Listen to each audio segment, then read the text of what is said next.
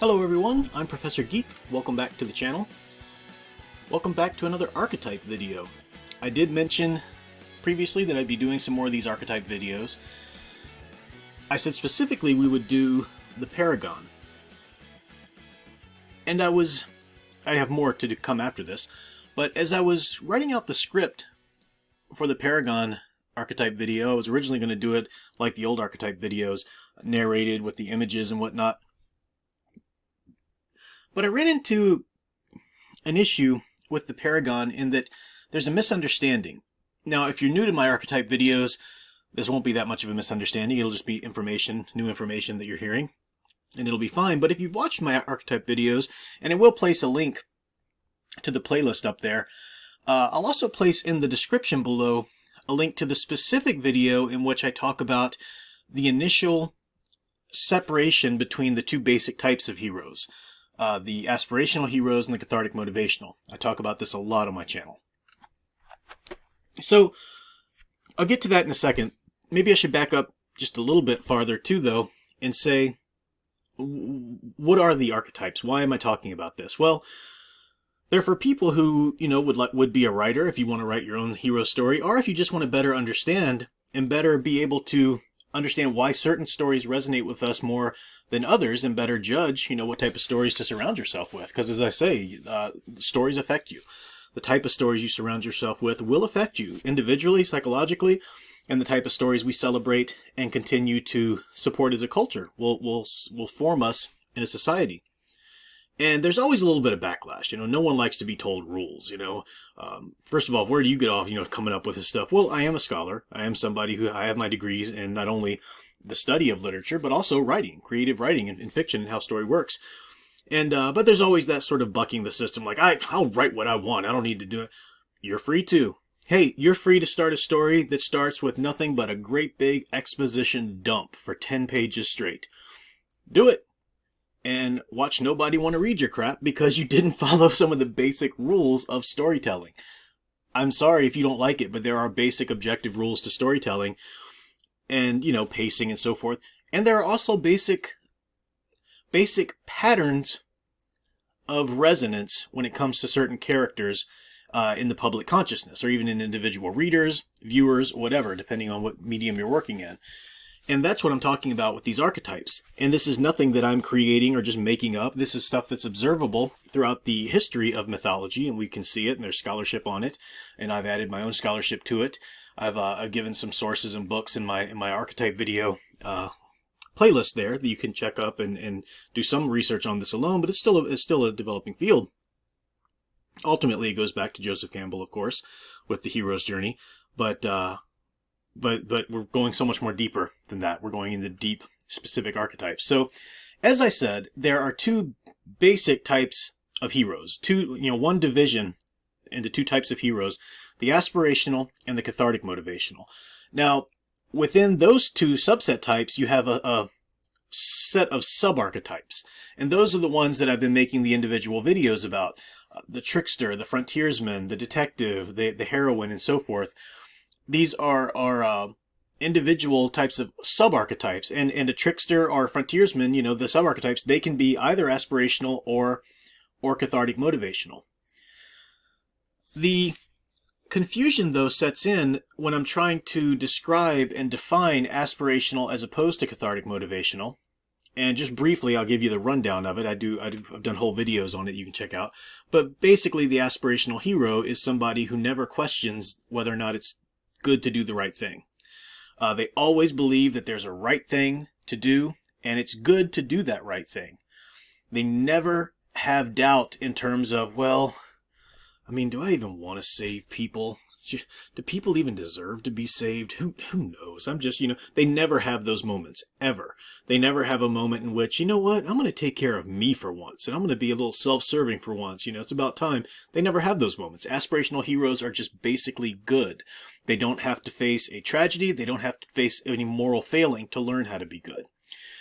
The characters that do face tragedy or do fall down and pick themselves up, those are the cathartic motivational, and they're great. We need them. Absolutely. They're the kind that people usually gravitate toward more because they don't hold up that mirror of, hey, you should do better. They do help us do better. They do help us do better once we screwed up. And we're human. In the real world, we're all going to screw up. But we desperately, as I say, we need those aspirational heroes who show us that there's a standard, that there's an objective good, an objective right thing to do, a right way to live that we should be striving toward. And as examples in the aspirational hero, I usually give characters that are the Paragon sub-archetype. So again, don't let me confuse you. I'll put up some visual aids here, but you've got the monomyth, the hero's journey. You've got this, the American monomyth or whatever version you're looking at. Then you've got two divisions within that, which are the cathartic, motivational, and the aspirational.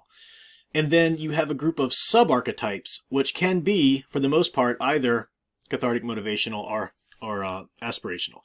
The Paragon is one of those sub-archetypes, but the Paragon is slightly different in that the Paragon can only ever be aspirational. All Paragons are aspirational, but not necessarily all aspirational heroes are Paragons. And that's the thing that I don't think a lot of people are understanding. Because when I talk about aspirational heroes, it's easier to use the Paragon as an example. So I've been giving examples of like Superman, Captain America, Wonder Woman as she was meant to be, He-Man, that kind of stuff, Luke Skywalker, Deku. And I give all those examples because they're just easy. The Paragons are easy. Obviously, they're aspirational. But that's not the only sub-archetype that can be aspirational.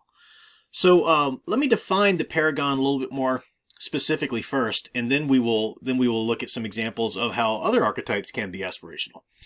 The Paragon, again, remember, if you're going to be an aspirational hero of any subset of archetypes, you can never question that there's a right thing to do and that you should be doing the right thing. You never choose not to do the right thing, at least knowingly.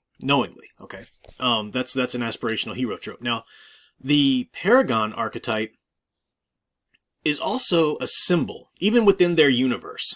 They're a symbol for others. They're a bastion for others. Now, I don't just mean inspiration, because all aspirational heroes inspire others. That's kind of par for the course. Even the cathartic motivation will inspire other people in their own way. But all aspirational heroes really inspire people. But when I'm talking about a Paragon being a symbol, I mean like Superman is a symbol. Superman is just a truth, justice in the American way in that universe, as he's supposed to be written anyway. There's never a time when you can look at Superman having a crisis of conscience or a crisis of, should I even save people or not? This is the thing that ticked me off so much about Zack Snyder's view of Superman is, in Man of Steel, you've got him just wallowing in self-pity and uncertainty. And as I say, he's Hamlet. He's basically the story of Hamlet, saying, well, there's this thing that I think I should be doing. I think I should go face Zod and save people or reveal myself to the world. But I'm scared. My dad told me they'd dissect me, and maybe they just don't even deserve to be saved. I mean, that's what my daddy said. He said maybe I should have just done nothing and let the school children die on the bus. This is absurd. This is absurd storytelling for an aspirational hero. It's telling the wrong kind of story for an aspirational Paragon. Because Paragons don't screw up like that. They don't question whether or not it's right to do the right thing. Aspirational heroes don't anyway. But Paragons are the symbol of that. When you look at a Paragon like Superman, you don't think of, guy screws up all the time, but at least his heart's in the right place. Maybe I should give some examples. I've been talking about some of the anime I've been going into a lot lately, and I've been really enjoying Naruto. I'm about a quarter of the way into Naruto Shippuden. And Naruto is an aspirational hero, believe it or not. And you might think, what? Naruto? They call him a knucklehead, literally, like in the whole series, and he's always rushing in, he's impetuous. Yeah, he is that. He's very much a trickster in terms of sub-archetypes. But Naruto, at least as far as I've gotten, about a quarter of the way through the Naruto Shippuden series, never questions whether or not he should even do the right thing. He always believes that there's a right thing to do and that he's going to do that right thing. Now, sometimes he's mistaken. He's quite often mistaken about the right way to go about doing the right thing. He rushes in sometimes. He's impetuous. He's a brat sometimes. He's a knucklehead, as they call him. But they also say that he has this overwhelming ability to form connections with people, to have people believe in him. He's always inspiring people to be better because he is an aspirational hero. He never questions whether or not it's good to do the right thing. He has his ninja way. He always keeps his word. Naruto is aspirational, but he's an aspirational trickster. So if you look at a Paragon, like Superman or Captain America, think about the ways other characters in that universe look at Naruto. They might be inspired by him. They are. But they also... Naruto. Oh, that nutsy kid. Always rushing in. No one thinks that way about Superman or Captain America. They look at those characters and think, wow, they're great leaders. They are going to... even as Superboy, and you might think, well, wait until Naruto gets older when he's finally Hokage or whatever. Maybe. But the Paragon doesn't have to learn, doesn't become the symbol. They just are from the beginning. If you've watched my video on heroic origins, the Paragons do have that prophetic origin. I say that there's a call to adventure and an empowerment, and the destiny call to adventure, destiny, is always there for the aspirational heroes, and it's very true for the Paragons. Specifically, obviously being aspirational heroes. You look at Superboy, teenage Clark Kent, in Smallville, when they're doing the character right, and he's you look to Clark Kent and you realize he's gonna make the right decision. Paragons can be mistaken sometimes. There's a wonderful, one of my favorite Superman stories, Superman for All Seasons, in which Lex Luthor pulls the wool over Superman's eyes, makes him think that his actions led to this woman's death. So Superman does go through a time period in that story of, should I be being Superman then? Is that the right thing? Am I causing more harm than I'm doing good? That's not him questioning whether it's right to do the right thing. That's just a young Superman who's been duped by Lex Luthor for a short amount of time here into thinking that maybe the right thing is for him not to be Superman for a little bit of time. That's doable, because he's never questioning that there is a right thing to do and that he should be doing the right thing. A young Superman in that story was just deluded into mistaking what the right thing to do is. You might think, well, you're just splitting hairs. Not really. And it might be hard to wrap your head around sometimes, but that's why, again, I give examples. Another example, as I've said, Paragons, Captain America, Superman, Luke Skywalker, Deku. But look at some examples even within the DC universe, because I talk about Superman a lot. I've argued before that Batman, as he took hold of the consciousness, Batman should have been and should be still an aspirational hero. He's not a paragon, he's a detective.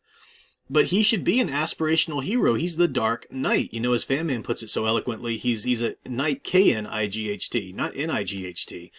He's dark. He's going to take on the semblance of the bat and of nighttime and try to instill fear in the criminals, but he's a knight. He's there to fight for the good and to stand up and be a symbol.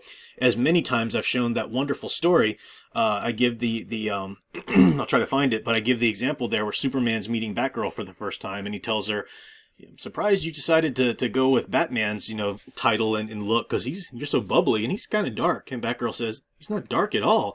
He's the one in the dark showing us the light, showing us the way out. He might look a little scary or seem scary to you if you're not a good guy, but that's because he's in the dark showing us the way to the light. And it's brilliant. It's wonderful. So I'll link to some of these videos too if you want more information on some of these little asides that I'm giving, just to try to better understand this. But Batman in that universe, people don't, just the average person on the street, they don't look to Batman and think, man, what a great leader. What a great, if you know him, if you're in his inner circle, if you're in the Justice League or something like that, or Commissioner Gordon might think this of him, sure. But the average person, he's not known to the common people the way that Superman is known to the common people. That's a paragon. And that paragon aspect of being looked at is just pure, a wonderful leader, a great example of what always to do in difficult situations and whatnot. That needs to ring true for the people around the Paragon, as well as truly in the Paragon's character. I was talking to a friend of mine, an author once, and he had this character, and we was trying to, parse out what kind of archetype it was. And it was a superheroine who was, and I don't mean heroine in terms of the archetype heroine, I mean it was it was a woman with superpowers. And the public in that universe saw her as a paragon. They saw her, but in truth, you were going to get the interiority of her in the story as a reader and find out that she did deal with self-doubt. She did deal with whether or not it's she really wants to do the right thing all the time and stuff like that. And I said, okay, well, yeah, just know that in that case, know that the people in the universe need to think of her as a paragon, but the readers aren't going to think of her as a paragon because technically she's not. She's not to the audience. So treat her, accordingly. But yeah, the people in that universe don't see Batman in the same way that they would see Superman. Now we should, if we're being given the right stories, we should see Batman as a paragon. If you're not doing these stupid stories in which he's brutal and punishing and nobody has to, the Batman was so cool, Prof, because it was about him learning that he has to be a symbol. Again, just like the basic aspirational hero never has to learn to do the right thing, the paragon never has to learn to be a paragon. They can't. That's a different archetype altogether. Batman is just a good character altogether. The reason he doesn't match up quite to paragon status, though, is because the people in his universe don't quite see him like that. In most tellings, if you're looking at like a Batman 66 telling of the story, then maybe that's a different story or something like that. But I'm just speaking in terms of the most culturally accepted stories of Batman throughout the decades. Once he evolved from the pulp hero with the gun and everything like that to really the superhero that we had for decades long, up until Frank Miller started the deconstruction, and then, Zack Snyder just put the nail in the coffin, and now people think that Reeves' The Batman movie is just the greatest thing ever because they don't know who the character should be anymore. They've accepted this more Punisher type, self-divided, introspective type of character. But that's another example. I could give more examples, but I think the video would just start to run into a lot of length that this is unnecessary, and I like to keep my videos sort of digestible. Obviously, if this was a book or a class or whatever, we would go much farther into it, but it's just a YouTube video, so how much do you think you can get, And I would love to eventually finish the book on this. I would love to one day teach a class on this, but just trying to eat right now and do other work and jobs and teaching the classes I do teach, so I haven't gotten around to it yet, but we'll see. One day, we'll see.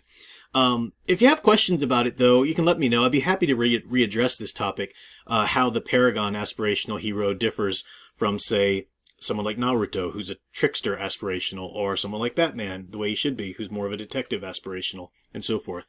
My Hero Academia has some great examples of aspirational characters that aren't necessarily paragons like Deku. So that's all for this one. Next time up, though, unless I'm doing any more clarifications, if there are a lot of questions, maybe I'll do a Q&A live stream or something about this at one point. But the next up in terms of the sub-archetypes that I think I'm going to look at is the Wanderer, because he's a pretty popular archetype today, and I think we might look at proper ways to write and approach the Wanderer and ways that don't. But just remember, again, that if you're a writer, and if you're writing a type of character that fits into one of these archetypes, and you just don't care about the rules, it's not like, oh, the law is going to come get you because you didn't write the character well. But what's going to happen is your character's not going to resonate with people because it's just not matching up. Sound Engraver had a great review of a story in which she was looking at a story in which a rogue was trying to be written like, it was kind of like they were trying to mesh Luke Skywalker with Han Solo, and that's oil and water does not mix into the same character. Wonderful allies, but not the same character. So you gotta follow the rules. Anyway, that's all. I keep talking and talking. I'll stop. Thanks for watching. I'll be back for more. If you have questions, leave them in the chat. I'll eventually get to them in a video or something like that. And until next time, keep enjoying and digging deeper into the true blue superhero stories you love. Thanks for watching.